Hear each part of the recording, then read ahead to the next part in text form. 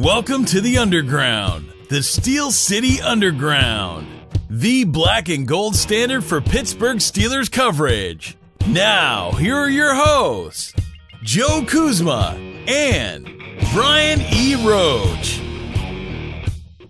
Hello, everyone, and welcome to another edition of the Steel City Underground podcast, your black and gold standard for Pittsburgh Steelers coverage. My name is Joe Kuzma, and the shake to my bake is here as well. I'm not sure which one you are, Brian, but you get the pick, I guess, this time.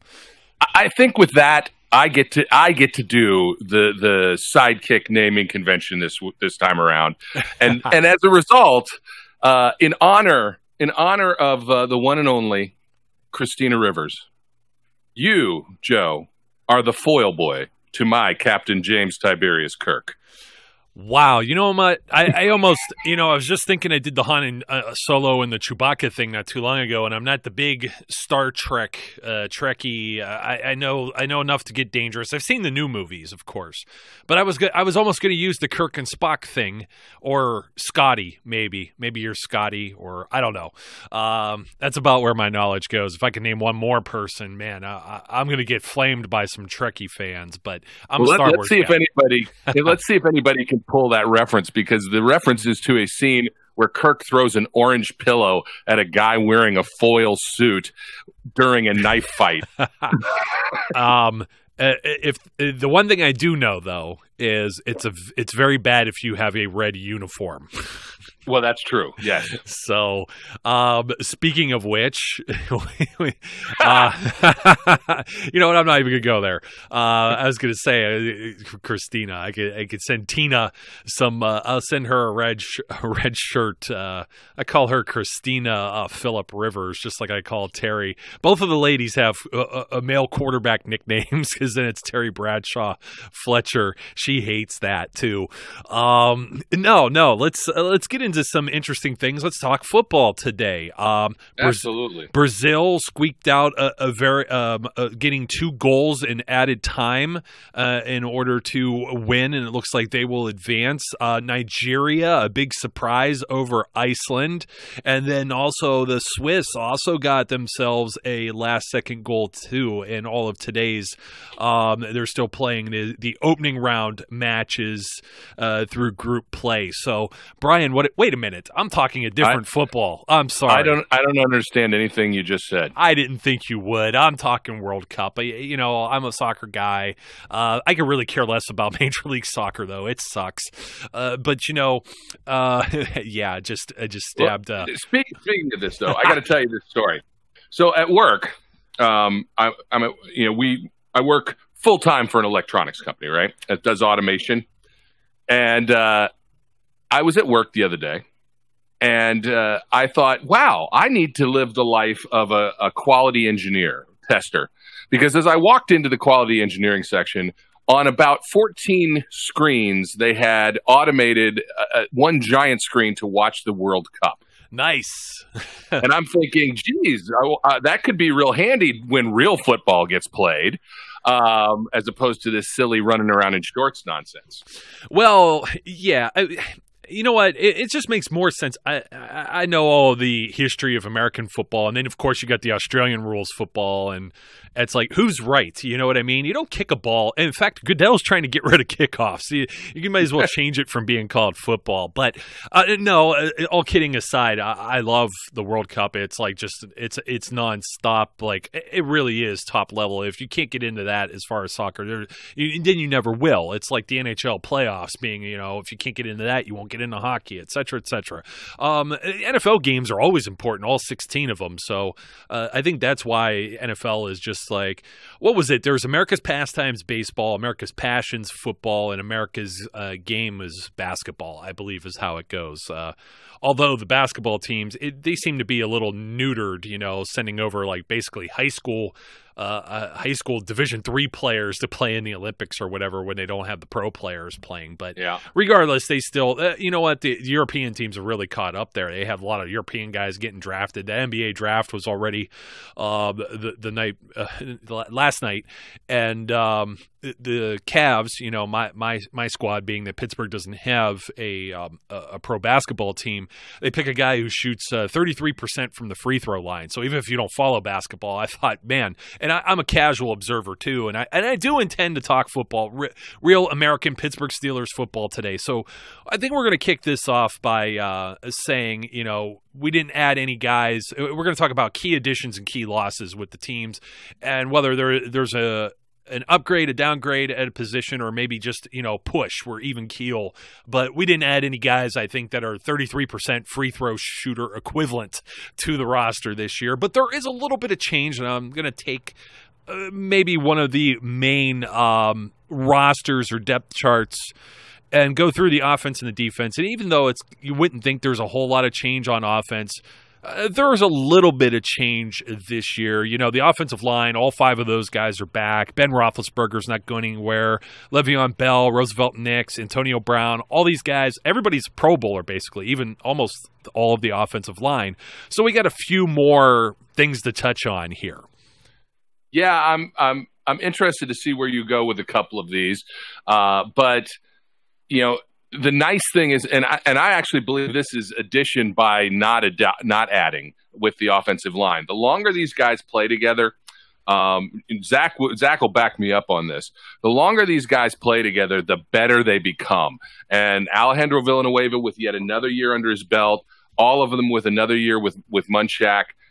You're talking about a unit that was already being praised as one of the top, if not the top, offensive line in football.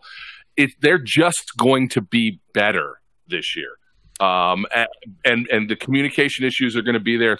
As long as they can avoid the injury bug, that's a big area that actually I look at as a plus and not a push. Well, let's talk about that injury bug, because I think we could do a show on the offensive line in the future, even though that may sound boring. It's not the most sexy thing, but there's a lot of meat to that topic on its own merit. True. But one key loss, maybe the biggest loss this offseason, was losing swing tackle Chris Hubbard, who no one, this is a funny topic, because I think of Chris Hubbard, and when I think of him initially, I think about this center that was absolutely terrible in the preseason, and I'm like, oh, dear Lord, I don't want this guy playing guard in place of whoever was hurt, and he's got to kick out and play tackle, which he barely even, I don't even know that he did it in college, very, very little maybe, and he's going to do this in the pros for the first time, and absolutely just kicked ass. You talk about grown-ass men. He was good. Much better than Mike Adams was, who was drafted to be a starter. And Chris Hubbard just, pops out of nowhere, undrafted guy, and now he's off to Cleveland on that big 5-year deal. So those are going to be big shoes to fill, and they thought they may have had it filled with Gerald Hawkins, who was going to enter his 3rd year. He was a 4th-round pick out of LSU. Gerald Hawkins himself, a raw prospect that many felt if he would have stayed for a senior year in college, may have been a 1st-round draft pick, but he's now on injured reserve, unfortunate injury. More than likely, I think he may have plans to be brought back. I don't know how serious the injury is, but it's something that at least where they placed him on IR, he'll have to return at some point, maybe even during the season. I don't know how that affects him. As far as how it affects the team, though, even with Hawkins, the rest of the rotation here is a gentleman that you may not be familiar with that made the roster last year and stuck to it, Matt Filer. You've got Bryce Harris, and then you've got this year's 4th-round pick, Chukwuemeka Okorafor, which I have now mastered saying. So you have. This is the buy-sell on upgrade, downgrade, or push. I have to think that any combination of the 3 or 4 names that I said may not be an upgrade to Chris Hubbard in these special sub packages where you have the jumbo, the big guys come out to push the ball, the extra tight end that Chris Hubbard would play that role on the end of the line. Or in the case of now, Alejandro Villanueva has been an Iron Man ever since he's taken the position. I don't think he's come off the field. Maybe once he lost his helmet or something. At least for 2 straight seasons, and going all the way back to when Kelvin Beachum got hurt. But Marcus Gilbert, he had a suspension last year. He got hurt a couple times. I think he missed something like maybe 7 games in total. So upgrade, downgrade, or push. I'm going to say all of these guys maybe a downgrade to Chris Hubbard. I can't really argue with you there because Hubbard was a pleasant surprise. But on the flip side of that, you're now talking about a guy like Matt Filer, who has had plenty of time with Coach Munchak, has gotten his taste of playing. I don't know if he's suited to start at Marcus Gilbert's position, which is, in my mind, that's the riskiest area. That's the guy who has had the history of missing a few games every year. And we still don't really know what we have with the Corafor. So there is the potential slide there. On the upside, Munchak, I think, trumps all. It'll be interesting. It'll be interesting to see how Chris Hubbard does in Cleveland as a full-time starter, if in fact he gets it. Although, that's what they paid him to be. So the intention, I'm sure, is there that he's going to be a starting tackle. And we'll see how well he does with a different group, a different coach, and how that all pans out. I'm probably more inclined to think this ends up a push because of my faith in Munchak, in getting somebody like Filer or even a Corafor ready. But I do agree with you. The biggest issue is that the guy they expected to be this guy, which was Gerald Hawkins, isn't there. So it is an area of risk.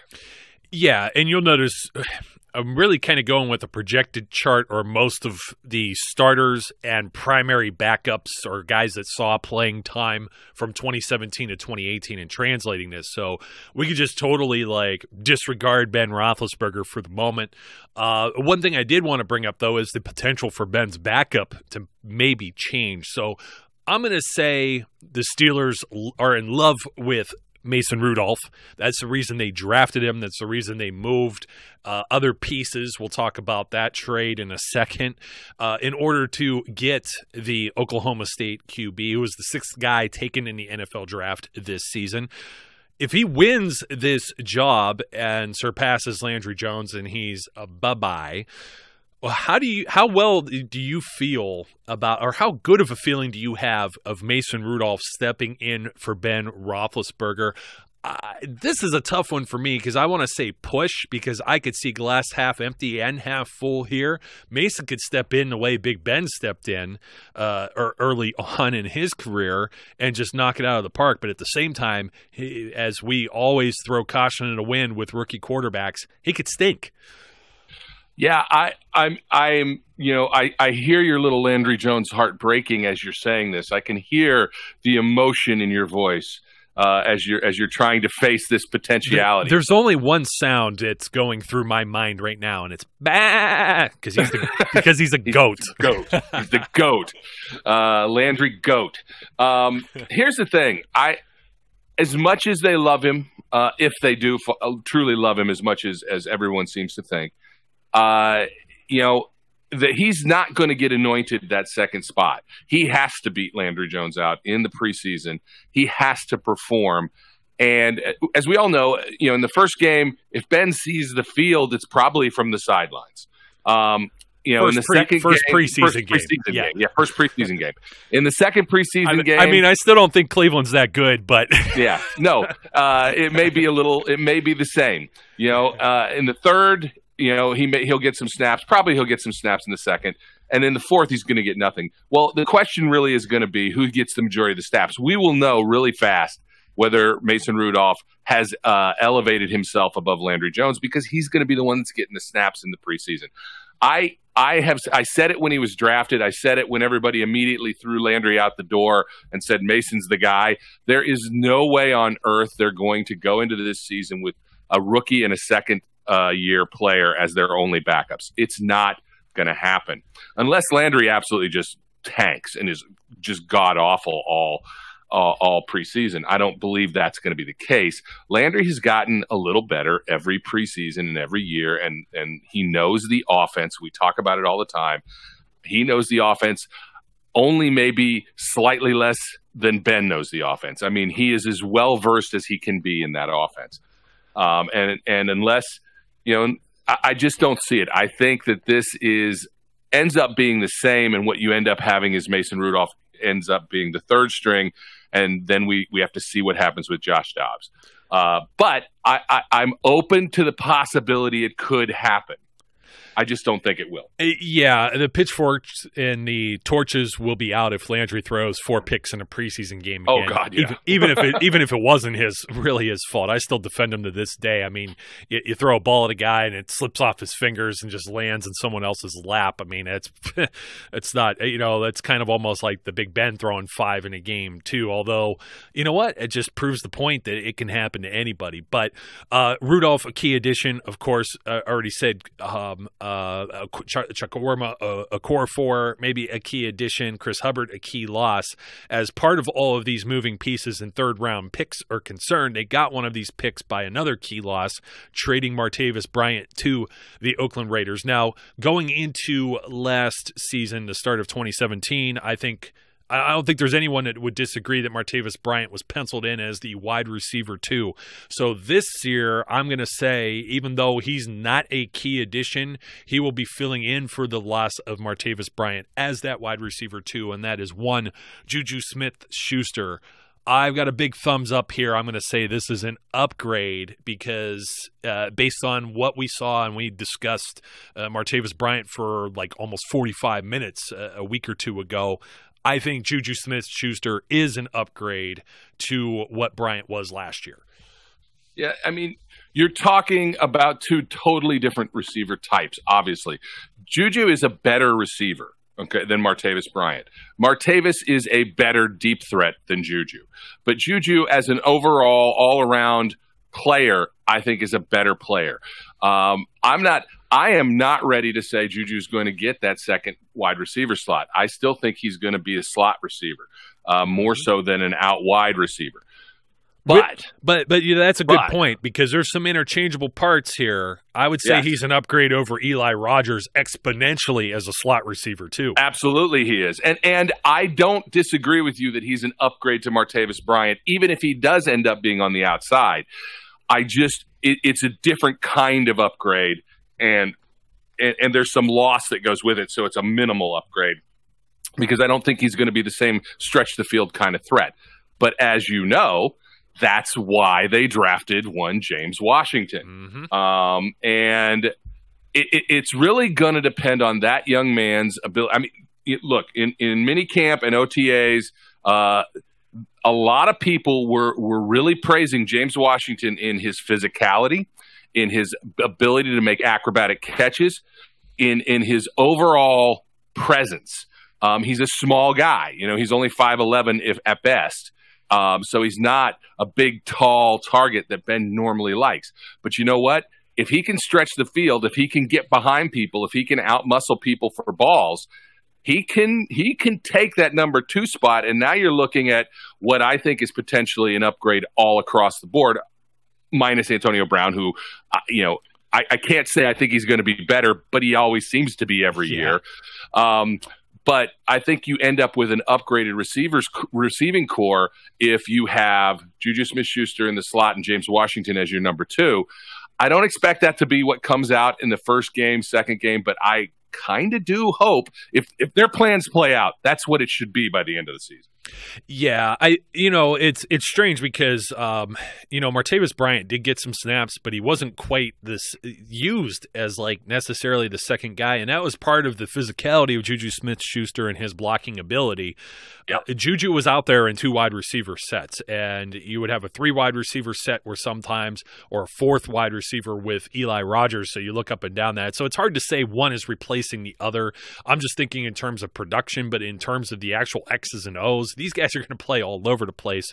Absolutely. So you take them as a trio, and I do say that that AB, Juju, and James Washington are an upgrade over AB, Martavis, and Juju, and Eli Rogers, because you know what? You may still see some Darius Hayward-Bay or Justin Hunter, provided they make the squad. Hunter's the all-star practice training camp off-season darling, and, like I was mentioning, it's those one-year deals where Darius Hayward-Bay kept sticking in. Hunter was a second-round pick. I mean, if the light bulb's finally gone off and he has the experience – think about that. AB, Juju, James Washington, and then you add Hunter, who is a little bit bigger of the guy that Ben likes as a target. That is very scary. Now, let's add a cherry to this sundae here that we've made with all of the sweets and all the sprinkles and the whipped cream. We need the cherry on top, and that's Vance McDonald getting a full training camp and offseason. Okay, he was in sweats. Let's not freak out about it just yet. Upgrade Vance McDonald over Jesse James. Now, I'm not discarding Jesse James. He's still going to get his, but they've been trying to get somebody else to play 16 games for 2 seasons now in that spot. This year it'll be Vance McDonald, I think, with a full offseason. I think with what we saw, we've discussed this before, the big 10 catches, 100-plus yards, whatever, against the Jacksonville Jaguars in the playoffs. That's the way they see Vance McDonald. I have another thumbs up here. Upgrade Vance McDonald as it's tough to say he's a key addition because he was added last year, but a healthy Vance McDonald with a full offseason, I think, is a upgrade here. I don't have any doubt about that. I agree with you completely. I think Vance McDonald is a much more effective receiving tight end than Jesse James is. He's much more dynamic. You just watch the way they move on the field. Jesse moves, I don't want to say like Frankenstein, but he doesn't look explosive. He is a little stilted in his movements. He is hesitant in not fluid. Let's just put it that way. He's not a fluid mover. You watch Vance McDonald move, and you are looking at a big Antonio Brown kind of dynamicism. He runs effective routes. He just looks more athletic. Dynamicism. I like to make up words. I do too. I'm inspired by Craig Wolfley. Man, I'll tell you, I'm inspired by you. I didn't mean to cut you off there, but Frankenstein, until you got me with dynamicism, I was loving the Frankenstein thing. I mean, I actually think of like the Tin Man who needs oil when I see Jesse James try to get some yards after the catch. And I love it. He's effective. He still gets the job done. You could do certainly worse. This isn't to take this, to discredit the outlaw or anything. I'd love get this guy an extension. I want him here for years to come, but I like putting him out there with Vance and all the different chess pieces the Steelers have on offense. However, let's go over to the defense. You know what? I'm going to knock some of these out real quick because this defensive line, and I only went with the starters, but you could throw the reserve guy, Tyson Alu in here. All these guys are coming back. Cam Hayward, Javon Hargrave, Stephon Tuitt. Nothing new to discuss there. Corners, you're pretty much in the same boat as well. Joe Hayden, Artie Burns, Mike Hilton as your nickel corner. Nothing new to discuss there. Linebackers, quite a bit to discuss now, especially because the way I had this chalked up is, and if you aren't familiar, listeners, they've been, the Steelers, that is, Keith Butler and all the coaching staff have been experimenting with flipping TJ Watt from the right side, where let's discuss for a second why Bud Dupree has been on the left and why TJ Watt has been on the right. First of all, you have a guy named James Harrison who just was, ageless, I guess, immortal. And he plays on the right. And you're not going to move the all-time franchise sacks leader off of the right. So that's how Bud Dupree ends up over on the left. And, of course, when Jarvis Jones came in, he came in as on the right. So when you draft the next guy, where do you need to plug in the hole? On the left. Well, now you have James Harrison over on the right. You're not going to move Bud Dupree to the right. You don't need two of your top linebackers both trying to fill the same spot and leave a gaping hole on the left side. So now enter TJ Watt. Just shocking surprise player to where you don't even have Harrison playing now. And then Harrison leaves the team. And TJ Watt was just that effective. But now there's a thought process here that TJ might actually be better on the left. Can you imagine that? And Bud Dupree is maybe more natural on the right, or maybe they will flip-flop and play both sides, which has been unheard of in a decade or two of Steelers outside linebackers. Yeah. So I chalk this up as these aren't necessarily additions, but these are maybe changes I don't know, man. I see some benefits maybe. We talked about how they're utilized different and don't just look at the sack numbers. But can you imagine T.J. Watt and Cam Hayward coming off of one side? And then this may actually help Dupree and Tuitt on the other too. I'm giving some thumbs up here. I like change. Sometimes change is good. Yeah, well, now I think you need to flip that. If they do this flip, it'll be Bud Dupree and Cam Hayward and Stephon Tuitt and T.J. Watt. Yes. But there's no doubt. Look, T.J. Watt played a lot more on that side of the ball in college than he did where he got played for the Steelers. And the reason was because they had guys, just like you said, there was experience there already. Bud Dupree had been in the position. But Bud is more natural on the blind side of a quarterback. You know, when the quarterback can't see his rush, he is, because he's so athletic, you know, and his speed is there. If he can't be seen, then the quarterback can't make moves to avoid him. TJ is more disciplined than Bud. You know, so he can contain a quarterback on his viewable side better.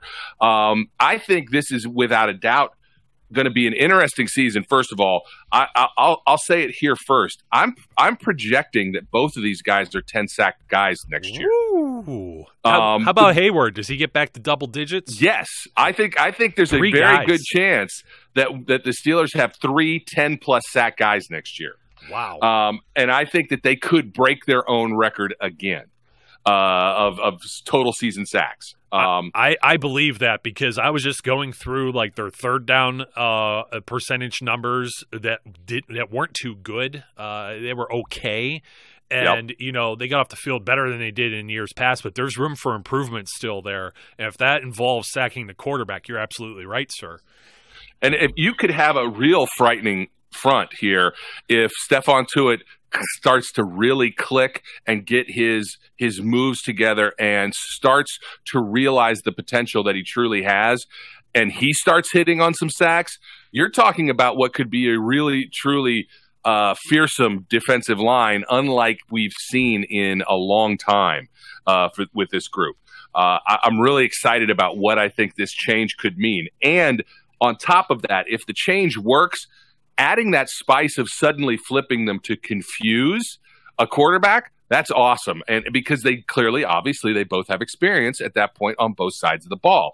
It can throw things off because, you know, you might say, oh, TJ Watt, he's the one that can get up and catch the ball. He's more disciplined. We got to watch that. And all of a sudden it's Bud Dupree over there. And that screws up what the offense wanted to do. It's just going to be really an interesting look, and I can't wait to see it start to happening. But absolutely, I think this is an upgrade from last year. I think the Gravedigger will get involved too. I mean, he was just a sack machine, and you know it was the FCS or 1AA college level at South Carolina State. But he had a boatload of sacks when he was there, and this is about the year when when a defensive lineman really starts to take shape in the NFL, and he's got a ton of experience from day one. Don't forget too he played 3 snaps in the opener against Cleveland last year, and then had to leave the game and miss like 3 or 4 games over the course of the season as well. So his slow start, who knows how much that injury nagged him throughout the season. Now, the rest of the linebackers, Vince Williams, that will be unchanged. Like I said, a surprising guy because when you look and see that he had 8 sacks, you're like, really? I don't remember. You know, you don't really remember a whole lot, but he got there when he needed to get there. And man, you talk about a guy that can hit. He reminds me of a younger James Harrison too. Just a guy that was like a reserve player that wasn't expected to become a starter and become a force, and he is really a heart and a soul of the Steelers defense. He is the shake and the bake, and unfortunately his partner in that shake and bake is one of the guys that needs to be replaced. So there's a twofold question here because there's no way no way in hell, I'll just come out and say it, that you're going to say that John Bostic is an upgrade over Ryan Shazier. John Bostic wouldn't even say that, I think, if we're being completely honest. So there's a downgrade from there, but then you look on the other side where the grass is greener and you don't have Sean Spence filling that role. So I'm going to go and say that as much of a downgrade you would expect John Bostic to be to Ryan Shazier, he is just that much more of an upgrade over Sean Spence. Oh, absolutely. And I'll go one further. Even though, we have disparaged at least a little bit Dirty Red Tyler Matakevich. We sometimes forget he also was injured last year. And even when he played through those injuries, he wasn't 100%. And Matakevich ran with the ones in a lot of the OTAs and minicamp. The Steelers love him. He is such a smart guy and rarely is out of position. He is not the athletic player, obviously, that either Vince Williams, John Bostic, or Ryan Shazier is. But he could, he is better than Sean Spence was. And a full steam Ryan Shazier is an improvement there. Or excuse me, a full steam Ryan Shazier is improvement anywhere, but a full steam, any team. a full steam Tyler Matakevich is an improvement over Sean Spence as well. So the combination of having Bostic come in and having Matakevich at full strength, I think, is probably still not an upgrade, but it is as close to a push as we're going to get. Well, John Bostic being the key addition, I would not say Sean Spence is not, and you have the list. We actually have notes today. I don't have Sean Spence listed as a key loss, so you know what I think. You know what I think there. Yeah. The safeties, we already talked about the cornerbacks as far as the secondary, but let's talk a little more about the safeties here and maybe the sub packages that may be run. I had all of this as a mix-up here, a mix and match, because Sean Davis may actually be moving positions, which means he would be supplanted by Morgan Burnett. Mike Mitchell is out. A backup safety, Robert Golden, out. Another backup safety, J.J. Wilcox, out of town. They gutted all of this. They got rid of Carnell Lake. They have is it Tom Bradley? I always screw up his first name. The new secondary coach working with the defensive backs. As far as your dime backer, the guy that was covering tight ends or running backs and specific sub packages, William Gay, out of town as well. So you have four guys from last year, Davis, Mitchell, Golden, and Gay. You only have Davis, and Davis may be in a new position. So now your new look is some type of combination that has Burnett, Davis, and first-round draft pick Terrell Edmonds. This kind of is like the talk with the receiver group.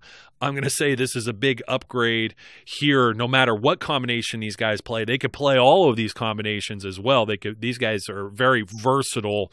Mike Mitchell obviously would come off as being a key loss because he was a big free agent acquisition, but I don't know that he ever lived up to the potential that everyone saw or wanted of him in Pittsburgh. And just like how Mike Mitchell had like maybe a feeling out process or didn't fit kind of like, the square peg for the round hole when Troy Polamalu was still in town here.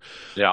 I think Sean Davis may have been a fish out of water with that as well, and just trying to get his sea legs from coming over as a nickel corner. I think he still had a pretty good rookie season, but then you got to think too, it was limited time that he was playing as maybe a strong safety, and he may be moving to a free safety spot now. They're going to at least experiment with that. Terrell Edmonds could also take that spot, and you could have Sean Davis as the dime guy, but I don't feel as comfortable with that based on that Week 15 game. Rob Gronkowski, anybody? I don't know. I just still have nightmares over that, and I don't know that Sean Davis is necessarily that guy, but maybe Morgan Burnett is. So this group to me, upgrade, and still some upgrade. And I'll throw in one more name there, since Robert Golden was a special teams guy, and that was his primary role with the Pittsburgh Steelers last season. The missile, Nat Burhe, comes over from the Giants, and I'm going to say that he's at least a push, if not an upgrade, over Golden, as well as depth to the safety position. Upgrade. Take it away, Brian. All right, I do want to say one thing about the corners. Joe Hayden getting a full off-season group. Joe Hayden getting a full training camp. Joe Hayden will be better this year than he was last year. And I think that having that full time frame with him in the team, that ends up equating to an upgrade. Not rehabbing injury either. Yeah, exactly. Now, as to the safeties, and we didn't mention Terrell Edmonds, as a middle, as a money backer, and maybe playing a little dime linebacker, being a benefit and upgrading the linebacker core as well. But you did mention it here, and that's also a big deal. The more I go back and watch tape of Terrell Edmonds, the more I go back and read and look at what this kid did, the more I enjoy the fact that the tweet that we have all quoted that did not age well, where I don't remember who the guy is. Several. It was. No, I forgot too. It's one of the major NFL media kind of beat writer guys, and he said the more and more I talk to people, the more and more I see both Edmond brothers going in the first round, and then everybody locally here was like no way, nah, not gonna happen. The more that I enjoy that, because I didn't think he'd go first round either. I'm not trying to say that I did, but I liked him a lot. And I was hoping they could get him in the second, but again, the more that you look at it and the deeper you go on it, and once he was our player, we of course start looking at him in a lot more depth. He's an exciting pick. There's a lot of potential here, and I'm really looking forward to seeing how they use him mixed in with this group. I like Morgan Burnett. We liked the signing. Some Packer guys that I know said you guys are going to be real happy with Morgan Burnett. We wish we could have kept him. I agree with you. I think Sean Davis had a really nice rookie campaign. He won the Joe Green Rookie of the Year award for the Steelers. He didn't have a bad year last year, but I think more was expected from him than what was received. But I don't know that that's all his fault. Mike Mitchell continued to play with injuries through really what seems like every darn game he was in since we drafted him. And we hear about how many more injuries he had last year that he played through. So I'm willing to give Mike Mitchell the benefit of the doubt that he could have been a better player if he wasn't hurt all the time. But you're right. He's gone. And I think Morgan Burnett, Sean Davis, Terrell Edmonds are definitely an upgrade from Robert Golden, Mike Mitchell, Sean Davis, and William Gay. And when you throw the missile, as you said, Nate Burhay in there, I like this crew. We just have to see that we got communication guys now, guys who communicate. That was one of the big things about Edmonds. He's a good communicator. Bostic, good communicator.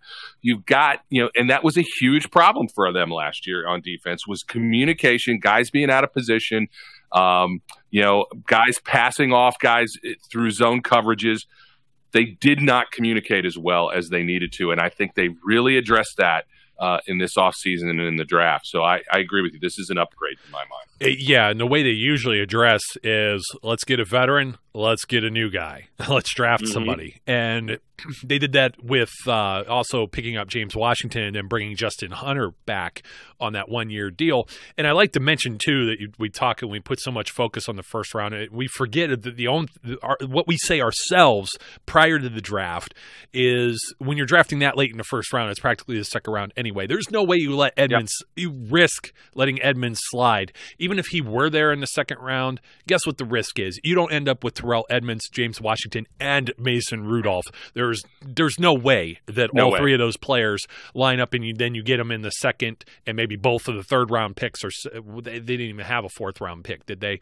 They had the fifth round pick, which is Marcus Allen that I was going to mention as, even if he's just a push with J.J. Wilcox, I still think he's an upgrade just based on contract and, you don't have to rush him on the field with all of the other pieces that you have here, because, like I said, you have maybe two potential guys that could be starters in place of only one when you had Mitchell and Golden versus Burnett and Edmonds. And don't forget, Jordan Dangerfield's healthy, and he comes to camp too, and he has some starting experience, and he was quite a surprise in a couple of games, 2 seasons removed now since he was gone all of last year, and he could compete for some time there too. I mean, the guy's been competing all his life, so it sucks for him that an injury cost him his spot, but this group is way better than last year's. Yeah, well, you know what they say about Dangerfield, right? He gets no respect. No, he doesn't. He really doesn't.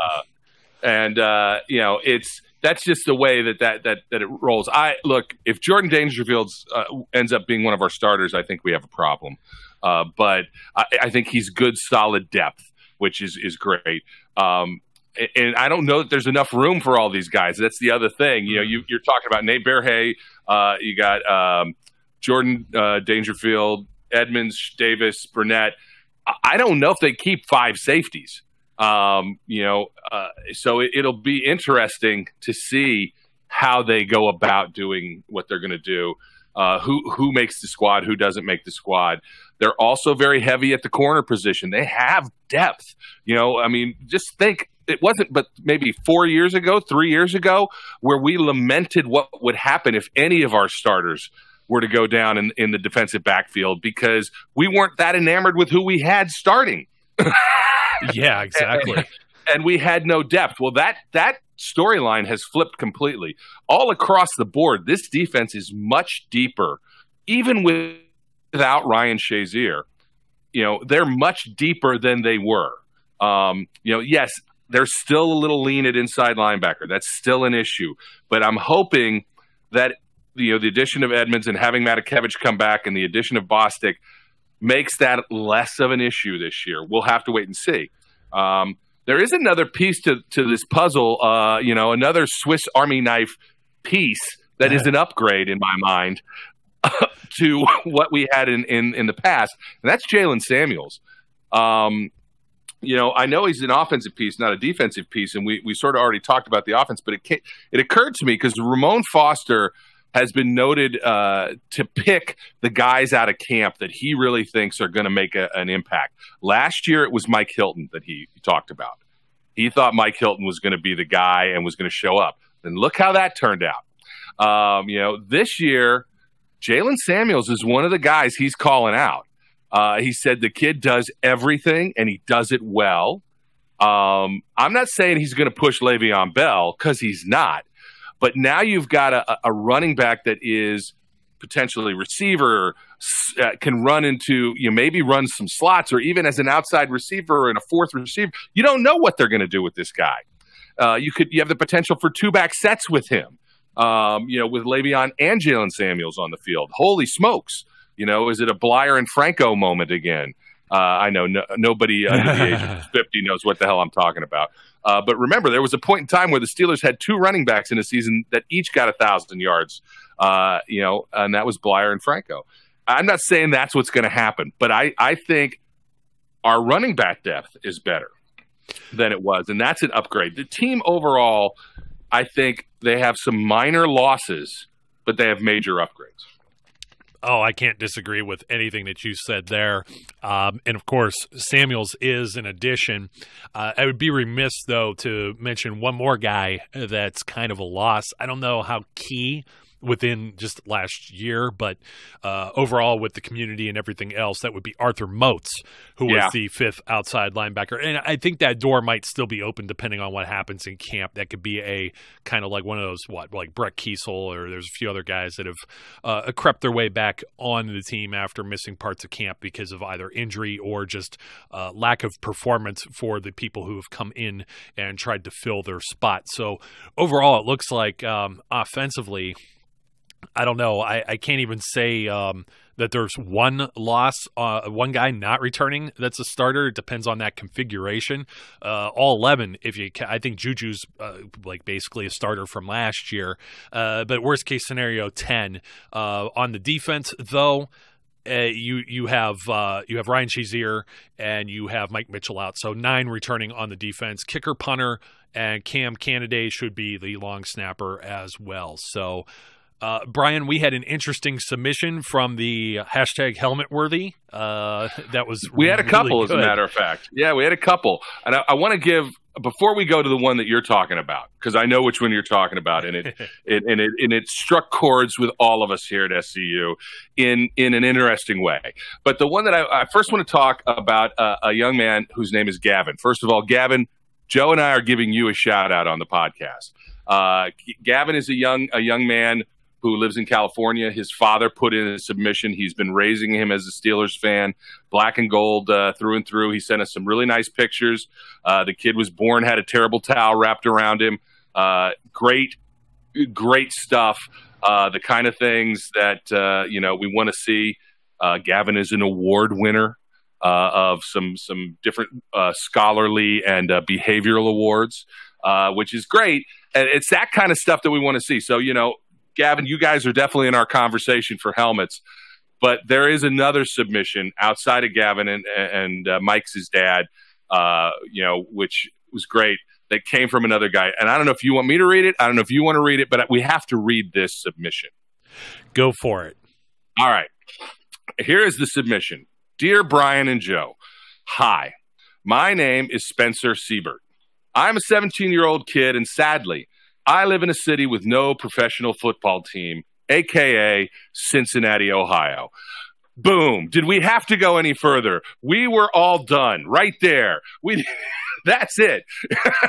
Yeah, it totally caught me. And we don't have to read the rest of it, to be completely honest, since we're up against it for the show. But absolutely great. I mean, no one's going to top that. That was absolutely brilliant. We're not going to say that you're absolutely getting something other than the shout out right now, because we still have to put it to our panel, and there's some more coming. But like I said, we are up against it. Keep those submissions going. Fan mail at steelcityunderground.com. SteelCityUnderground.com/HelmetWorthy. Brian, go ahead. Still waiting for a video. Come on, guys. Oh, yeah. Give us a video. We want a video. We'll push it out there. Remember, we have about 15 helmets we're going to give away.